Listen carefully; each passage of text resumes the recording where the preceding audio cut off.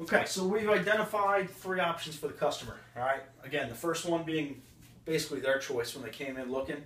The other 2 being our choice. Choices for us. We choose for them based off answers of the probe from what they told us, as well as a secondary option in case they have any objections to the first 1 or 2 that you decide to show them, okay? So, once we identify the units and you walk them and guide them over to it, next comes the sit on, all right? The sit on. And again, there's some, how many dealers have you been to where they have a sign that says, please don't touch. Please don't touch. How could you possibly do that? Remember the first time when you go into, like, think about the first time you sat on your bike and you're like, wow, this is mine. How elated were you? Like, what feelings were going through your head? Right? So, what's the first thing that people do when they sit on a bike? What do they do? What's the first thing they do? They start grabbing a hold of the clutch, grabbing the brake.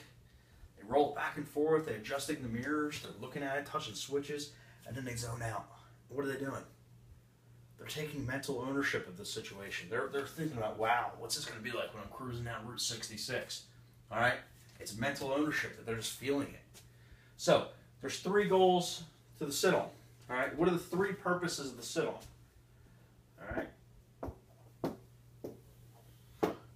So, the first goal, all right, we just mentioned it. It's when you're sitting on that bike and you're sitting there and just like, wow, and you're zoned out. You're like, this is what it's going to be like, and you're just imagining it all.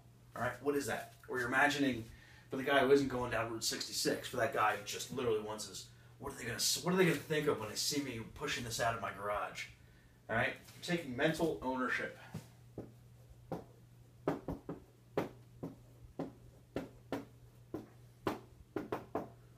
Mental ownership. All right.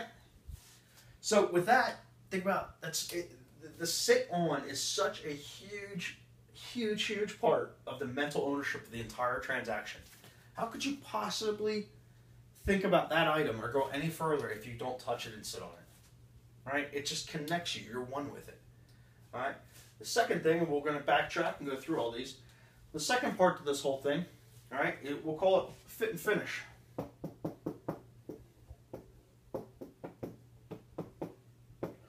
And the third goal is going to be the cool factor. Fit and finish. How's it feel? Do I look like a monkey on this thing? Am I really uncomfortable? Like, is the seat really pushing me forward? Is this going to feel right for my wife on the back of it? And then the cool factor. And let's face it, everybody looks cool on a motorcycle, right? So let's go a little further in each one of these. Mental ownership. All right? When you're sitting on a bike, and you can jot this down, 50% of your battle is won here. 50% of your battle is won when they start doing that. How often have you heard a guy say, dude, I can't sit on this bike? Why do they say that? It's because they know if they sit on this motorcycle, they're going to be hooked, right? They know if they sit on this bike, because 50% of your battle is won here, all right? The rest of the numbers and all that, they'll all square themselves away. But just think about it. They don't want to sit on it because they know if they do, they're going to be hooked, all right? They're going to be hooked on it. And now, take this out of the motorcycle industry and think about going to a house, all right? You walk into a house and you have that fresh, you think about buying a house and there's that fresh smell of chocolate chip cookies. What's it do to you? Your senses take over and you really want it because it feels like home. It feels right, all right? That smell of that $2 batch of chocolate chip cookies makes it feel like home, all right? You got to feel it. And when they feel it, 50% of your battle's won, okay? So, fit and finish. They sit on the bike, all right?